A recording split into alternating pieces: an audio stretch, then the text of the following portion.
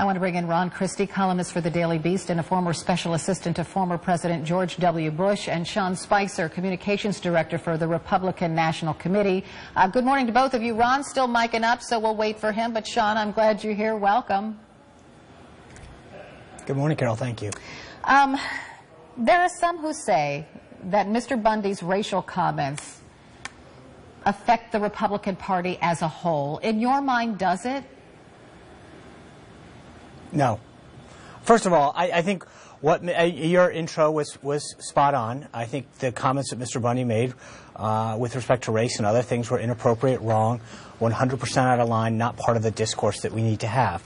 But that being said, what I find fascinating as the chief spokesman for the Republican Party is that when a guy who has a problem with cattle grazing and has a discussion about the size of government and the overreach of the federal government makes a comment, every reporter calls the Republican National Committee asking for comment. But yet when similar incidents happen time and time again on the left, there is zero coverage.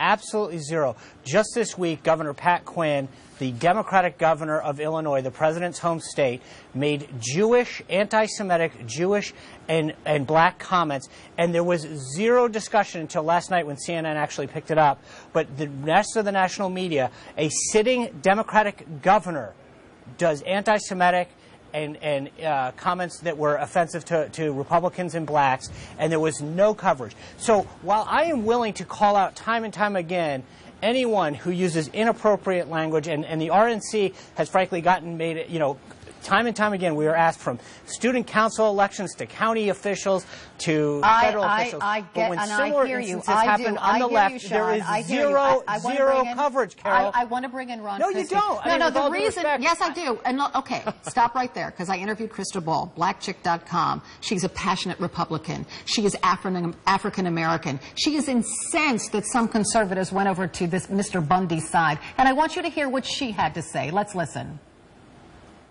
But the way you make it better, frankly, Carol, is you need to bring blacks and women at the table and not just hire them to do black outreach. I actually have had people contact me and say, hey, Crystal, within the party, can you help me with black outreach?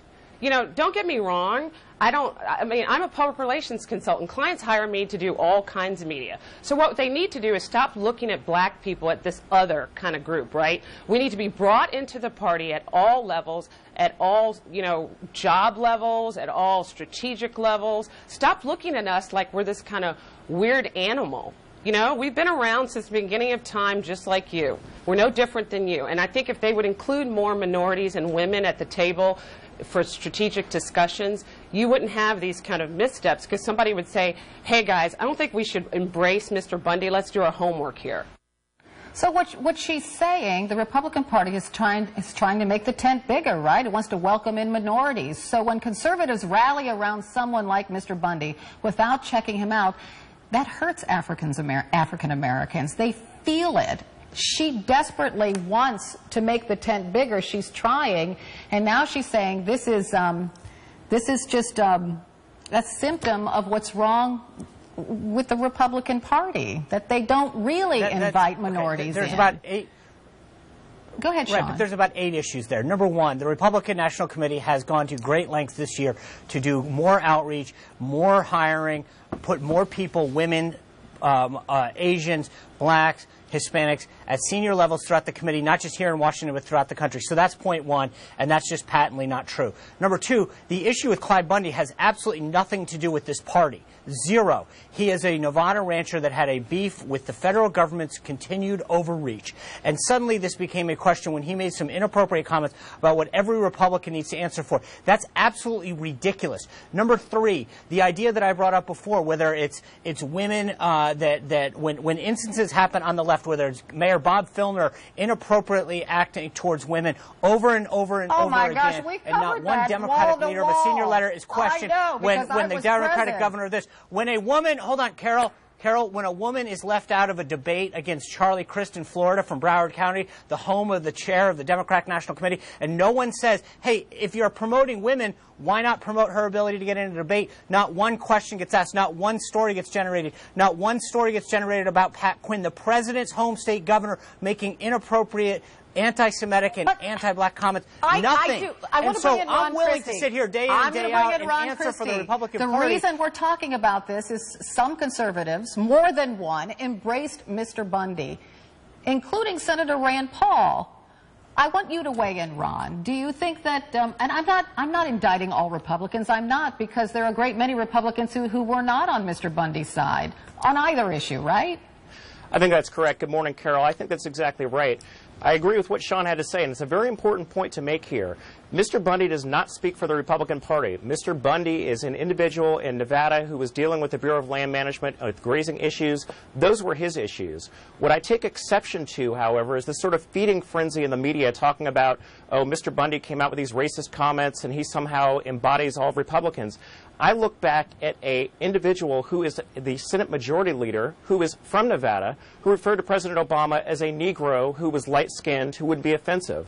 I look at the Vice President of the United States, who said that he was clean and cut and fresh. So if Democrats want to try to tar the Republican Party with one bigot, with one racist in Nevada who's a rancher, I suspect we ought to take a look at the Senate Majority Leader from Nevada who used the Negro word in very demeaning terms that I think the media gave not only Harry Reid, but the Vice President a pass on. I think it's a hypocritical double standard. Ron, I think the problem here is the Democratic Party doesn't have a problem in attracting minorities, and the Republican Party does. Because you guys don't cover it, though, Carol.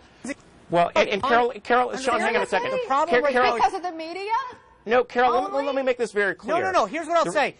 No. Hold on. I think there are individuals in our party, and when instances have occurred, we're the first in line to call it out and say that it's inappropriate, not part of the dialogue that needs to happen. But when, frankly, instance after instance occurs in the Democratic Party and on the left, and nothing gets called out on it, of course the American people are going to believe we have problems, but in terms of insensitivity, that it's not a one-party monopoly on this. The Democratic Party has instance after instance, whether it's how it treats women or how it treats minorities, and unfortunately it gets zero play in the media. And Ron is exactly right. When you look at the comments that have been made by elected officials of the Democratic Party, and people brush it off saying, oh, they don't have a problem, they don't need to address these issues. First of all, I don't think people brush it off. Secondly, again, and Ron, I'll address this to you, the Democratic Party does not have the problem in attracting minorities. And when these kinds of things happen and the Republicans are trying to attract minorities, they matter because they resonate. Well, they matter and they resonate, Carol, and I've actually written 2 books on this subject, the first called Acting White and the second called Blackwards. There is a certain culture paradigm that we need to overcome in the African-American community that says if you vote Republican, somehow you're acting white. If you look at what the Republican Party stands for, if you're black, well, maybe you're not down with the struggle. If you didn't vote for President Obama, then somehow you're not authentic and you're a sellout. I think there are legitimate issues to raise about how to attract more people of color to the Republican Party. Sean Spicer, Reince Priebus, a lot of my friends of the Republican National Committee are doing that. But I also hearken back to what Crystal Wright said in the clip that you played earlier. We need to stop looking at black people as black people. We need to start looking at people as individuals who want to have lower taxes, who want to have strong national defense, who want to make sure the homeland is provided for, and look at them as Americans who happen to be of color. And I think that's how the Republican Party is going to continue our strong outreach to people of color and grow the party. And Sean Spicer, going back to what Crystal said, she said that African Americans have to have some prominent role within the RNC, somewhere within the Republican Party, instead of just acting as black outreach officers. She wants more. She needs more because that would show that the Republican Party is truly welcoming to minorities. Does she have a point? Well, she has a point to an extent, but I think that I would urge her to actually take a look at what we've been doing under Chairman Priebus's leadership over the last 2 years. Both the chairman and our co-chair, well, name an African American who has a prominent role within the RNC. Hold on, please. Let me answer the question. We've hired key folks within the building at senior levels. We've hired key folks to run operations in states. So is it perfect? Are we all the way there? But to Ron's point and to Crystal's point, huh? Who are they? Who are the senior people? Do you want me to? I mean, I don't think I need to get into every name on air, but I'd be glad to provide you a list. We have senior political directors. We have senior people in my shop in the communications office. But yes, and we have RNC members, whether it's Ada Fisher in North Carolina, Glenn McCall in South Carolina, Robin Armstrong in Texas. Senior members of the committee itself, the 168 members, are actually of African American descent. So I don't need to answer. I mean, the problem is some people would rather just use a narrative. Can we get better? Do we need to continue to grow? Absolutely. And I'll be the first one to say that. I think the chairman has made it a huge priority, both in terms of people that we hire, people that we listen to at meetings that we take, consultants that we use, bringing more and more folks into this process. And I think that, like Ron said, we are making great strides. Is it perfect, and are we there yet? No. But I think that you've got to give us credit for what we're doing, and I think, you know, that's part of the problem, is that everyone wants to throw every stone, and every time some middle school student treasurer of their student council says an offensive thing, they brand it as the entire Republican Party and give the Democrats a pass when elected officials in their party make similar comments. Hey, Carol? Yeah. One thing I would say to that, and Sean can't say this, but I can. I think under this chairman, under the new leadership of the RNC, they have done significant work, not only to go out and to talk to people, but to listen.